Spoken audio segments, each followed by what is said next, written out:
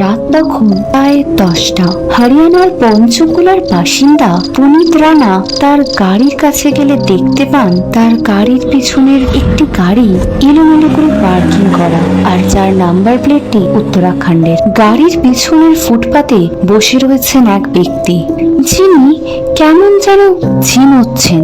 গাড়িটির জানালায় তোয়ালে ঝোলানো। এত রাতে একটি গাড়িকে এইভাবে অদ্ভুত ভাবে পার্কিং করা দেখে এবং ওই অদ্ভুত ব্যক্তিকে দেখে পুনিতের একটু সন্দেহই হয়। এগিয়ে যান সেই ব্যক্তির দিকে আর তাকে জিজ্ঞেস করেন এই গাড়িটি তার কিনা, যদিও তখন তিনি ঝিমোচ্ছেন। তা সত্ত্বেও পুনিত জিজ্ঞেস করার চেষ্টা করেন, দাদা এই গাড়িটি কি আপনার? এখানে এভাবে বসে ঝিমোচ্ছেন কেন? ঝিমিয়ে থাকা সেই ব্যক্তি প্রথমে বলেন তিনি ও তার পরিবার দেরাদুন থেকে আসছেন। রাতে হোটেল না পাওয়ার জন্য গাড়ির মধ্যেই তারা রাতটা কাটাবে বলে স্থির করেছেন।